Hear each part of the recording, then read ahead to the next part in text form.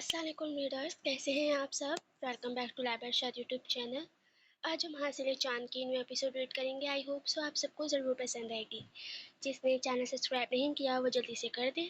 چلیں آئے novel start کرتے ہیں۔ ناول حاصل چاند، رائٹر لائب ارشاد، پارٹنر خدیجہ، ایپیسوڈ 24۔ رات کا وقت تھا۔ مہا اپنی فیملی کے ساتھ انہیں کے گھر چلی گئی تھی جب عثمان صاحب نے یزدان کو اپنے کمرے میں بلایا تھا۔ یزدان ان کے کمرے میں بیٹھا تھا جب عثمان صاحب نے بات شروع کی تھی۔ یزدان، تم یہ سب کیسے جانتے ہو؟ عثمان صاحب بولے تھے۔ پاپا، جو میں نے نیچے بتایا وہی سب سچ ہے۔ یزدان سر جھکا کر جواب دیا تھا۔ اچھا ٹھیک ہے، تم جاؤ۔ عثمان صاحب کہتے یزدان کو باہر جانے کی اجازت دے چکے تھے جب زہران صاحب عثمان صاحب سامنے بیٹھے تھے۔ جیسا کہ آپ جان چکے ہیں بھائی، آپ جانتے تو ہیں ماہن زندہ ہے، تو میں چاہتا ہوں کہ عبدالرحمن اور ماہین کی رخصتی کر دی جائے۔ یزدان اور ریحان کے ساتھ ہی عثمان صاحب کچھ سوچتے بولے تھے۔ جیسا آپ چاہیں بھائی جان، زہران صاحب نے مسکرا کر جواب دیا تھا۔ ہاں، امی جان سے بھی اس حوالے سے بات کر لینے ہیں، ان کو کوئی اعتراض نہیں ہوگا، عثمان صاحب بولے تھے۔ جیسا آپ چاہیں بھائی، مجھے یقین ہے امی جان کو کبھی اعتراض نہیں ہوگا، زہران صاحب مسکرا کر بولے تھے۔ عبدالرحمن صحن میں اکیلا بیٹھا مہا کے بارے میں سوچ رہا تھا جب یزدان اس کے پاس آیا تھا۔ کیا کر رہے ہو یہاں پر اکیلے بیٹھ کر؟ یزدان عبدالرحمن کے کندھے پر ہاتھ رکھتے بولا۔ بھائی، آپ نے مجھے کیوں چھپایا؟ آپ مجھے پہلے بھی تو بتا سکتے تھے نا، عبدالرحمن اداس سا ہوتا بولا۔ میں بتا دیتا، لیکن وہ وقت میرے پاس کوئی ثبوت نہیں تھا۔ میں نے خود پاکستان آ کر سارے ثبوت ٹیسٹ کروائے ہیں، یزدان سمجھاتے کہا تھا۔ آپ مجھے تھوڑا سا بتا دیتے، عبدالرحمن منہ بناتے بولا۔ چاہتا تھا تمہیں بتانا، لیکن عبدالرحمن تم نے میری بات پر یقین نہیں کرنا تھا کیونکہ میرے پاس اس وقت کوئی ثبوت نہیں تھا، یزدان عبدالرحمن کی بات کاٹتے بولا۔ تم سمجھ نہیں رہے، وہ وقت نہیں تھا حقیقت بتانے کا۔ یزدان کو سمجھ نہیں آ رہی تھی وہ اسے کیسے سمجھائے۔ وقت تھا پر آپ بتانے کا دل نہیں تھا بھائی۔ عبدالرحمن چھوٹے بچوں کی طرح یزدان کے ساتھ لگ کر رونے لگا تھا۔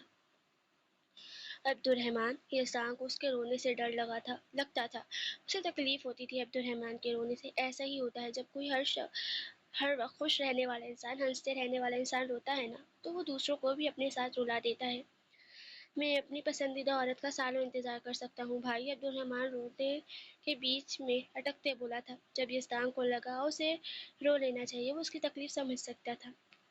مہا کتنے سالوں بعد اپنی فیملی سے ملی تھی، اسے سمجھ نہیں آیا تھا وہ اپنے گھر والوں سے بات کہاں سے شروع کرے، ان کو کیسے بتایا وہ اتنے سال کہاں تھی، کیسے تھی، کس حال میں تھی، کیسے بتائے۔ ریحان بس ماہن کو چپ کر کے دیکھ رہا تھا، اسے شاید یقین اپنی باتوں پر نہیں آ رہا تھا، اپنی آنکھوں پر نہیں آ رہا تھا، جس کے لیے وہ ہر روز دعا کرتا تھا۔ آج وہ اس کے سامنے بیٹھی، اس کی بہن اس کے سامنے تھی، اور اس کی امی فائقہ بیگم کا تو کوئی خوشی کا ٹھکانہ نہ تھا۔ وہ کبھی ماہین کا گال چوم رہی تھی تو کبھی ماتھا چوم رہی تھی، وہ تو بس اسے چومنے میں مصروف تھی۔ اور اس کے بابا فیروز صاحب تو ہمیشہ سے ہی اپنی خوشیوں اور اپنے غموں کو چھپاتے آئے تھے۔ نہ جانے والد اتنے مضبوط کیسے ہوتے ہیں، وہ بس اپنی بیٹی کو دیکھے جا رہے تھے۔ ماما، میں نے آپ کو بہت مس کیا، ماہین فائقہ بیگم کے گلے لگتے بولی تھی۔ وہ اب خوش تھی، وہ رو نہیں رہی تھی۔ جانتی ہوں میں، یہ سمجھتے ہوئے بھی کہ میری بیٹی اس دنیا میں نہیں ہے، میں نے اپنی بیٹی کا ہر روز صدقہ دیا ہے۔ فائقہ بیگم ماہی کو دیکھتی مسکرا کر بولی، اور شاید اسی صدقے کی وجہ سے آج ہماری گڑیا ہمارے ساتھ ہے۔ ریحان اس سب کے بیچ پہلی دفعہ بولا تھا۔ آپ سچ میں میرے بھائی ہیں، جانتے ہیں آپ جب آتے تھے نا ان سب سے ملنے، میرا بہت دل کرتا تھا کہ میں آپ کو بتا دوں کہ میں ماہین ہوں، پر میں ڈر رہی تھی۔ یزدان بھائی کو ثبوت ڈھونڈنے تھے اور انہیں وہ سارے ثبوت مل گئے اور انہوں نے فوراً سے پہلے آپ سب کو بتا دیا۔ ماہین خوش ہوتے بولی تھی۔ ہاں ہم جانتے ہیں، ریحان مسکرا کر بولا۔ سحری کا وقت تھا، سب ڈائننگ پر بیٹھے سحری کر رہے تھے۔ آج اچھی خاصی خاموشی تھی۔ عبدالرحمن نظریں جھکائے بیٹھا تھا جب عثمان صاحب بولے، عبدالرحمن، مجھے تم سے ایک ضروری بات کرنی ہے۔ جی بابا بولے۔ عبدالرحمن فوراً سے متوجہ ہوا تھا۔ جیسا کہ تم جانتے ہو ماہین کیا لگتی ہے تمہاری، تو تمہاری بھی رخصتی ان دونوں کے ساتھ کر دی جائے۔ وہ نور اور یزدان کی طرف اشارہ کرتے بولے۔ مطلب بابا؟ عبدالرحمن نہ سمجھی سے بولا۔ مطلب اب تمہاری بھی شادی کر دی جائے گی۔ میں چاہتا ہوں کہ میں تم تینوں کے فرض سے آزاد ہو جاؤں۔ عثمان صاحب ایک گہری سانس لیتے بولے، جیسا آپ چاہیں پاپا۔ عبدالرحمن بولا تھا، اسے اتنے سالوں کے انتظار کا پھل ملنے والا تھا تو وہ کیوں کچھ بولتا۔ جب سب کے چہروں پر مسکان آئی تھی سوائے آیت کے۔ آیت ابھی بھی ویسے ہی اداس بیٹھی تھی جب یزدان اسے منانے کا طریقہ سوچ رہا تھا۔ آج قاسمی ہاؤس میں پھر سے خوشیاں لوٹ آئی تھیں۔ آج ریحان بولا جب ریحان باتیں کر رہا تھا، ماہین تمہیں پتہ ہے تمہارے حصے کی پپیاں میں نے عبد الرحمن کو دی ہوئی ہیں؟ وہ ہنستے بولا تھا، کیا سچ میں؟ آپ نے کس دی ہوئی ہے عبد الرحمن کو؟ وہاں بھی ہنسنے لگی تھی۔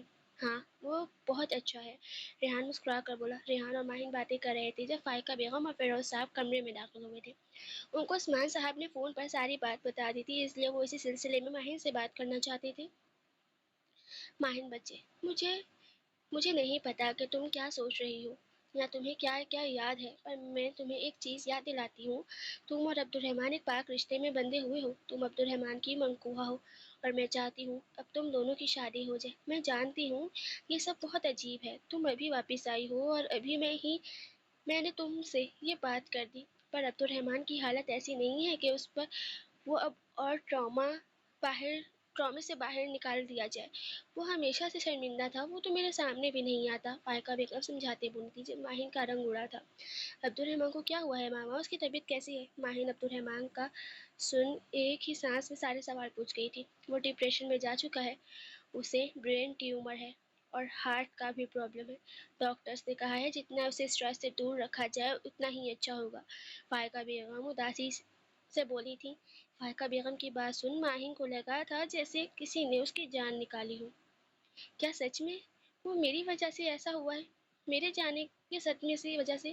ماہین کی آنکھوں میں نمی جمع ہوئی تھی۔ ہاں، جب تم کڈنیپ ہوئی تھی تو ہمیں یہی بتایا گیا تھا کہ تم مر گئی ہو۔ اس وقت صرف عبد الرحمن تمہارے ساتھ تھا۔ اس نے تمہارے مرنے کی خبر سنتے ہی اپنے آپ کو ہمیشہ سے قصوروار سمجھا، لیکن ہم چاہتے ہیں تم بھی اپنا ماضی بھول جاؤ اور عبد الرحمن کو بھی بلانے میں تم اس کی مدد کرو۔ فائقہ بیگم ماہی کو سمجھاتے بولی تھی، ماما مجھے کوئی اعتراض نہیں ہے اور مجھے یہ بات اچھے سے یاد ہے، مجھے یہ بات پہلے ہی یزدان بھائی بتا چکے ہیں۔ ماہین خود کو نارمل رکھتی بولی تھی، ماہین اس نے تمہارا بہت سال انتظار کیا ہے، ریحان بولا تھا۔ جانتی ہوں بھائی، اور میں اب اس کا انتظار ختم کرنا چاہتی ہوں، ماہین دھیما سا مسکرا کر بولی تھی۔ جاری ہے، آپ سب کو آج والی ایپیسوڈ کیسی لگی کمنٹ میں لازمی بتائیے گا۔ باقی اللہ حافظ، ٹاٹا، بائے بائے، اپنا خیال رکھیے گا۔